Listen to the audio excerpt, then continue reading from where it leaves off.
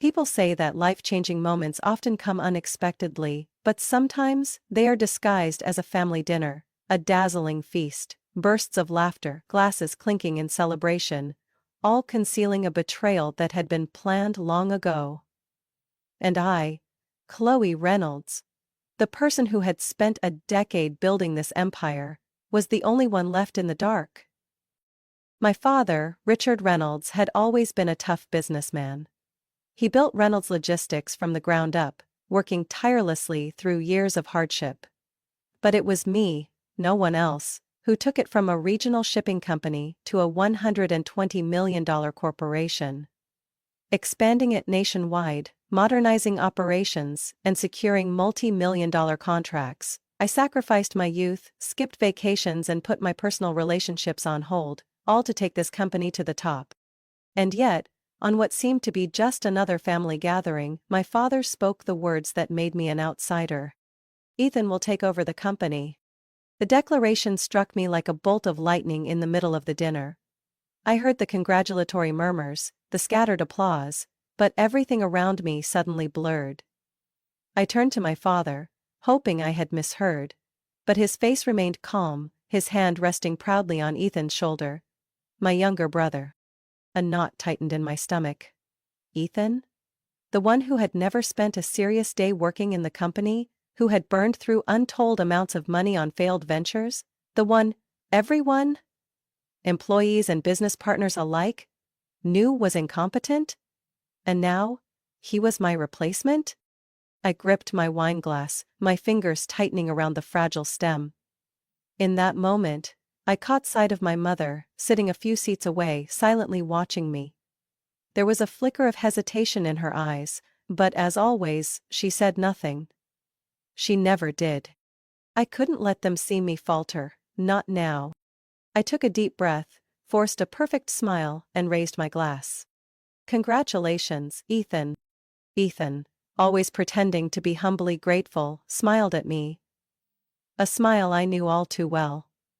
There was no gratitude in it, no appreciation. It was the smile of a man who had stumbled upon a gold mine without ever lifting a finger to dig, a man who had taken what was never his to begin with. The dinner carried on, conversations and laughter blending together, but I heard none of it. I could only see myself, 28 years old, freshly out of my MBA program, fighting every ounce of my father's skepticism, just to earn a place at the company. The girl who had once stood before the board of directors, proving every number, every strategy, just to be recognized. The girl who had once believed that if she worked hard enough, if she gave it her all, then one day her father would see her as the rightful heir. But what was the truth? No matter what I accomplished, no matter how high I elevated this company, in his eyes I was always temporary. No matter my achievements, the birthright would always go to his son. I had been cast aside from the very beginning. I set my glass down, my chest hollow with a cold emptiness. If this had been my father's plan all along, if he had made this decision years ago, then why had I wasted a decade of my life for this? No, I wouldn't be discarded so easily. I looked at Ethan, still basking in the congratulations, at my father, pleased with his decision, as if it were the most natural thing in the world, at the relatives and business partners who had once praised me but now turned to celebrate Ethan as if he had earned it. Did they think I would quietly step aside, accept this fate without a fight? They were wrong. They had no idea that I hadn't just spent 10 years building this company, I had spent 10 years ensuring I was worthy of my efforts. And tomorrow they would understand. I drove home in silence. Only the hum of the engine filled the confined space of my car, blending with the steady rhythm of my racing heart. The entire evening I had played my role flawlessly. A gracious sister congratulating her brother, a dutiful daughter not protesting, a composed businesswoman unfazed by change. But now, with no one watching, I felt the slow burning fury deep within me. Not the kind that erupted in anger, but the kind that was chilling, calm before the storm. Did they think I would simply accept this fate? They weren't mistaken. I stepped into my house, took off my coat, but didn't stop. I walked straight into my office, shut the door, and turned on the light. On my desk sat the laptop I had used for years to run the company. But tonight, it wouldn't be a tool for work. Tonight, it would be my weapon.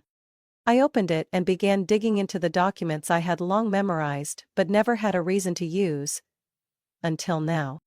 Contracts, shares, corporate bylaws. I had been working here since day one, back when the company struggled to land even the smallest contracts. I was the one who negotiated with investors, the one who single-handedly built the financial system that pulled the company back from the brink of bankruptcy. And I knew. My father never read the fine print. That was his biggest mistake. I opened a hidden folder on my computer, where I had stored every shareholder agreement over the years. One by one, my father had unknowingly handed me power he never realized he was giving away. The first time was in 2014, when the company needed urgent investment capital to expand operations. I invested my own money, securing 15% equity in return. The second time was in 2017, when the company faced a major lawsuit. To cover the costs, my father signed a collateral agreement, transferring another 10% of shares to me. And then in 2020, when the company was on the verge of being acquired by a larger competitor, I was the one who raised the defense fund, gaining another 10% equity in the process. I clicked on another file, the Internal Power Distribution Agreement. According to the corporate bylaws signed in 2016, any changes to the CEO position required approval from the majority shareholder. I double-checked the numbers. In total, I owned my original 35% stake, plus the 35% my father had unknowingly handed over through the years. I was the majority shareholder. Ethan thought he would walk into the executive office as the new CEO, that he would take control and run the company however he pleased.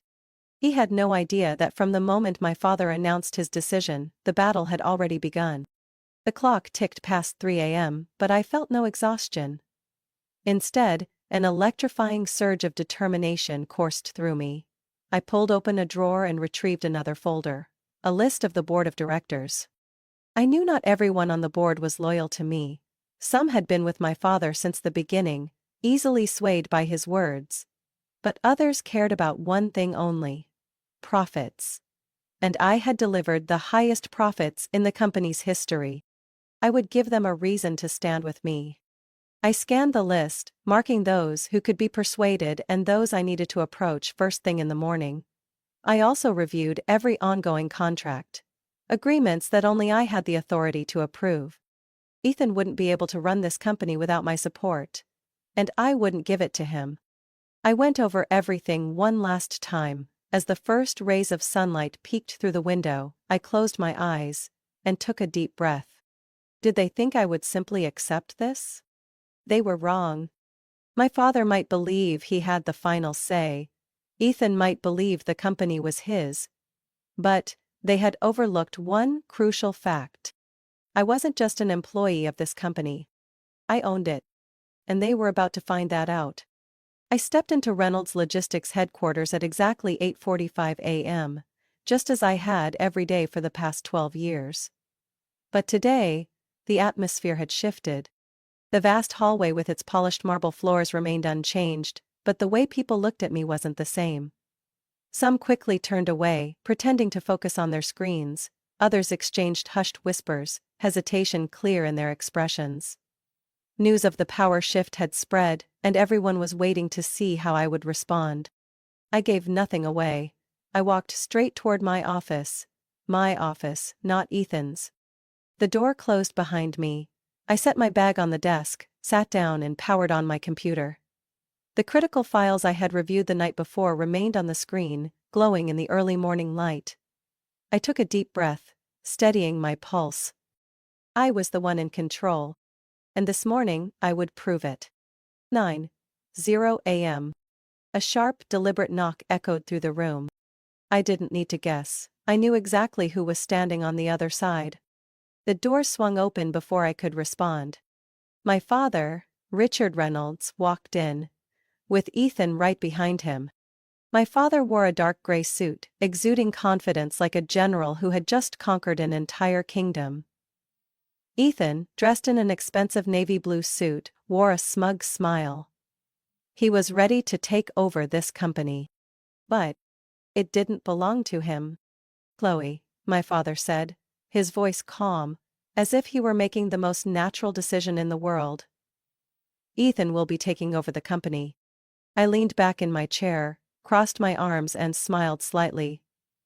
Ethan, taking over the company? I repeated, feigning contemplation. Yes, I heard, but it seems like you forgot something important. Something you don't even realize. My father raised an eyebrow. What? Slowly, I reached for the remote on my desk and pressed a button. The large screen on the wall lit up, displaying a document with the title Shareholder Agreement and the signing date, July 10, 2016. My father's brows furrowed slightly. Ethan leaned forward, staring at the screen, but I knew he had no idea what he was looking at. I stood up, walked toward the screen, and ran my finger over a critical clause.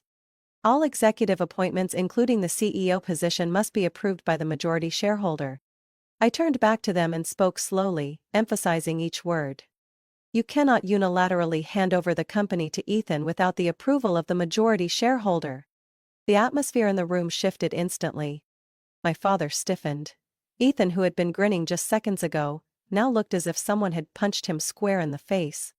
Chloe, what are you saying? This isn't something you can decide on your own, my father said, his voice lowering, clearly trying to regain control. Isn't it? I tilted my head slightly, clasping my hands behind my back. Then let me clarify. I picked up another folder from my desk, walked over and placed it right in front of Ethan. This document shows my share ownership in the company. I pointed to the numbers. In total, I hold 55% of the shares. More than anyone, including you, Dad. My father stared at the document, his face paling. That's impossible.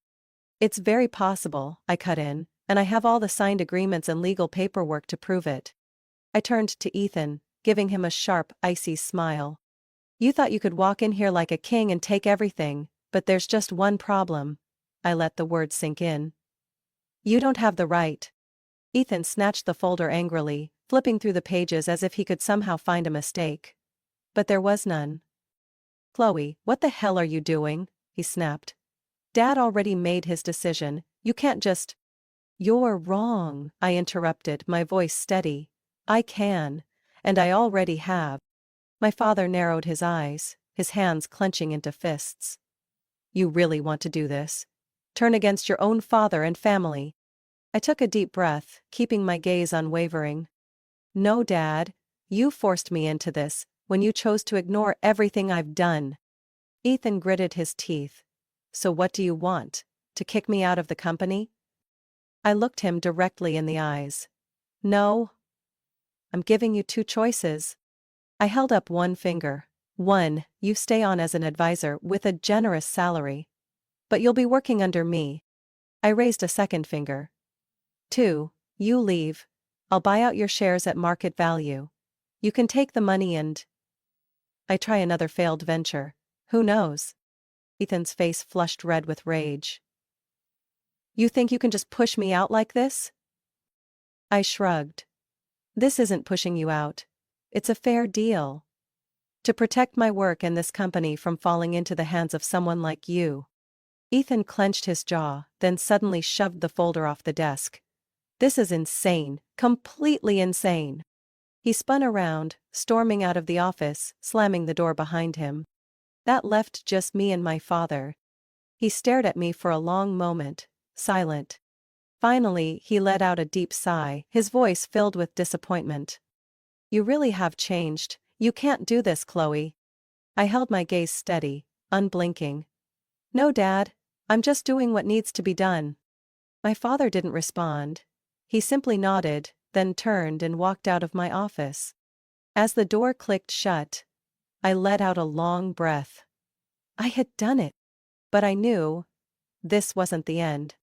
I knew Ethan wouldn't walk away from a gold mine like this. And I knew my father, Richard Reynolds, wouldn't easily accept me running the company instead of Ethan. Nor would he accept losing to me. He was used to being in control, to having his decisions followed without question. The real battle was just beginning.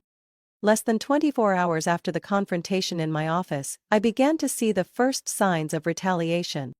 That morning, as I walked into Reynolds Logistics, I could sense the shift in how people looked at me.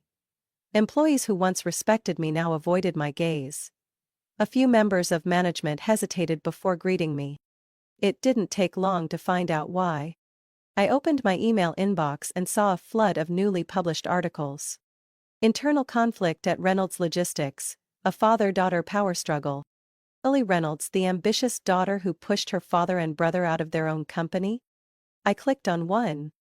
Every word had been carefully crafted to paint me as a greedy, ruthless woman, someone willing to betray her own father and brother for power. My father hadn't needed to say much. He had simply met with a few reporters, dropping vague yet suggestive statements like, "I only ever wanted the best for my family," or, "I never thought Chloe would take things this far." And that was all it took to set off a media storm. Ethan, of course, played his role as the victim to perfection. He appeared on a business news channel, his voice low, his expression pained. "I never thought Chloe would do this to our family. I just wanted to help grow our company into a global powerhouse. The company my father spent his life building. But she didn't want me there. She schemed to take control." He was even better at this than I expected. For a brief moment, it almost seemed like even he believed his own lies. I didn't respond immediately. I knew this game. My father had been in business his entire life. He understood the power of the media, and he knew that in a battle like this, perception and reputation mattered more than the truth. If I reacted too soon, I would look defensive, like someone scrambling to justify herself. So, I waited. I let them have their moment in the spotlight, let them say whatever they wanted. Let Ethan play the wounded brother, let my father play the disappointed patriarch. And when the time was right, I made my move. 3 days later, a new article appeared on the front page of the Wall Street Business Review. The truth about Reynolds Logistics finances under Richard Reynolds. I had spent the entire night before working with one of the best investigative journalists I knew. I gave them everything. Hidden debts, near bankruptcies caused by my father's poor decisions, shady transactions that I had spent years fixing. The article laid it all out. Under Richard Reynolds' leadership, the company faced the threat of bankruptcy at least 3 times. Financial mismanagement cost Reynolds Logistics millions, forcing Chloe Reynolds to step in, restructure the company, and invest her own money to keep it afloat. Ethan Reynolds has never held a significant executive position within the company, yet was being positioned to take over despite having no relevant experience. Chloe Reynolds did not steal the company, she saved it. Within hours, the entire narrative changed. The investors who had been waiting to see how things played out now had a reason to side with me. The board of directors, shaken by my father's rumors, was now starting to ask the real question. Did they really want to return to the chaos under Richard Reynolds? Ethan was silent. So was my father. They could no longer use the media as a weapon against me, because I had turned their own narrative against them. 2 days later, I received a call from my father. I stared at the phone screen, letting it ring 3 times before answering.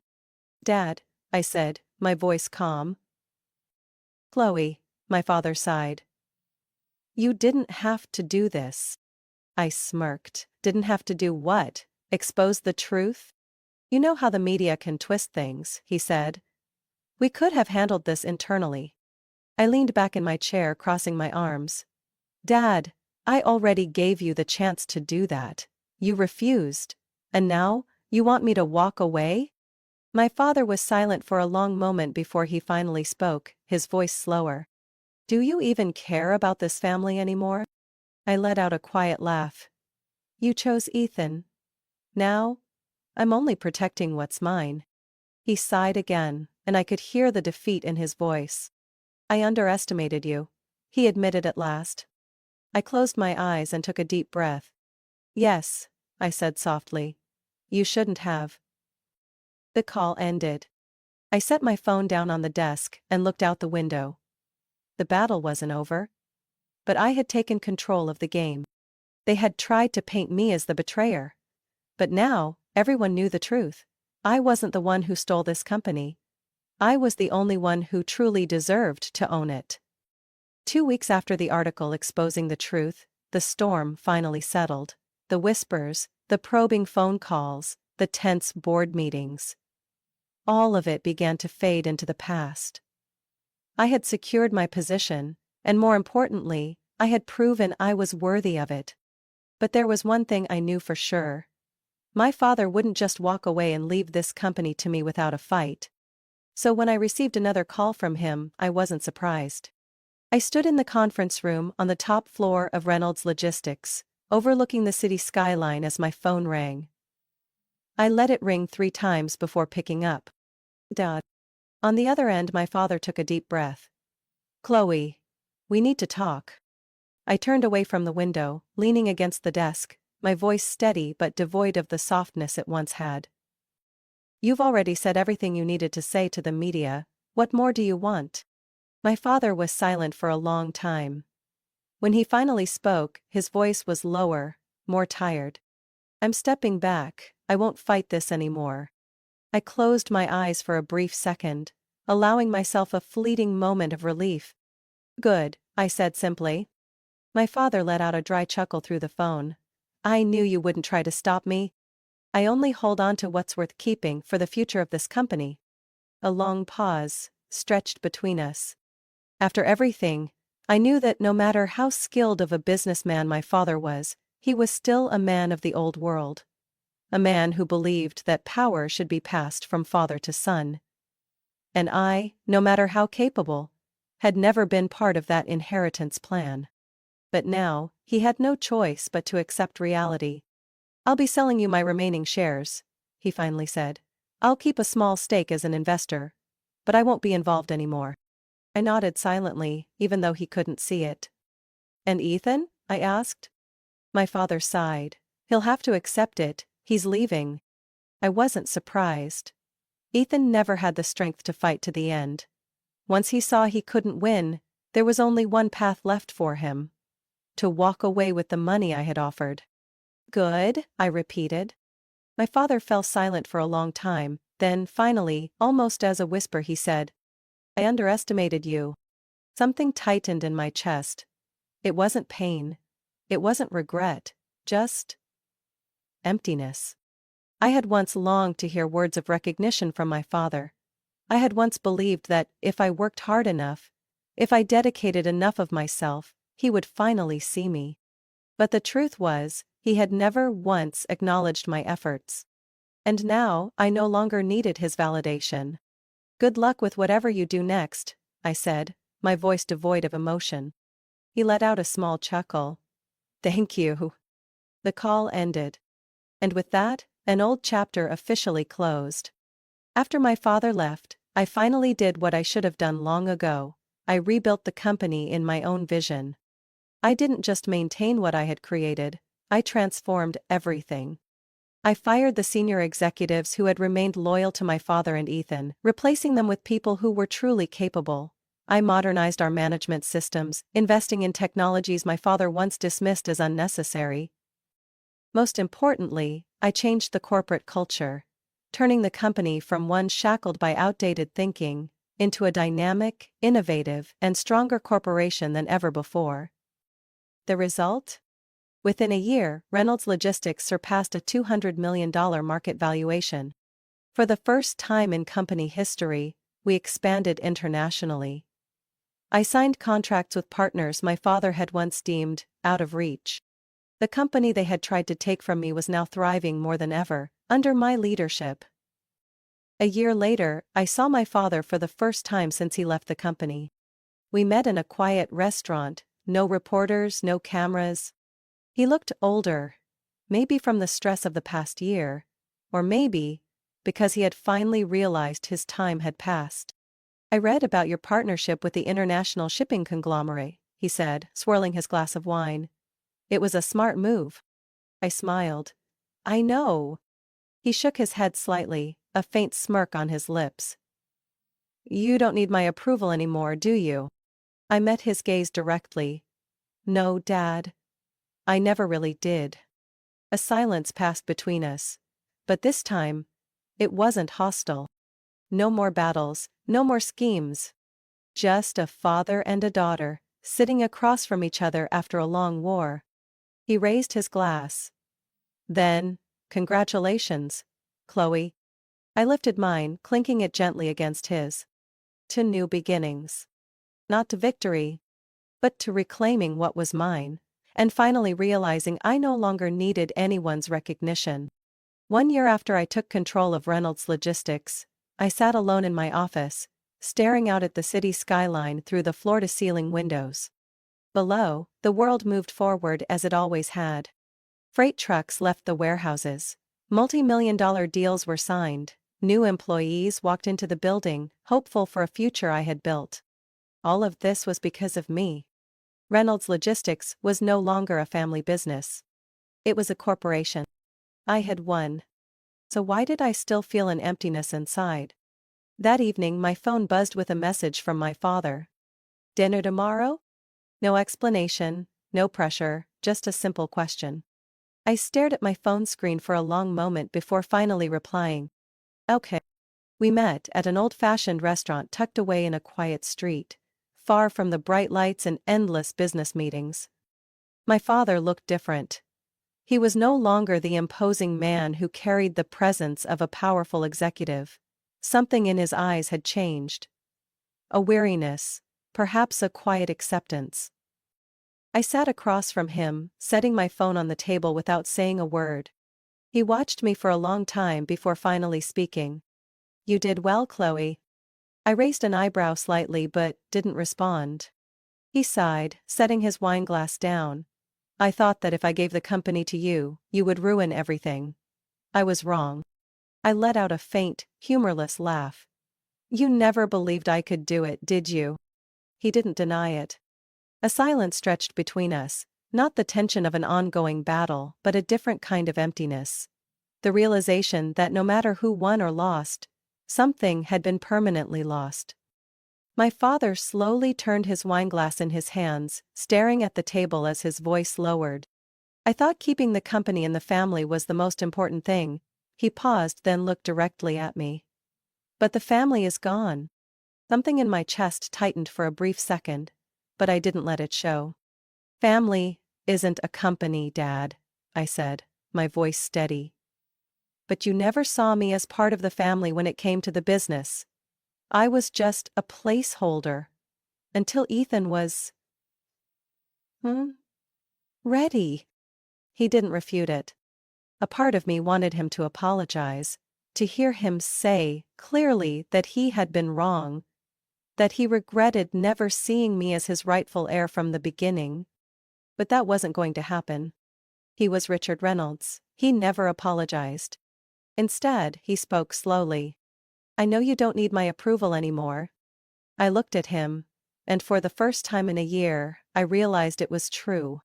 I no longer needed my father's recognition. I no longer sought his validation.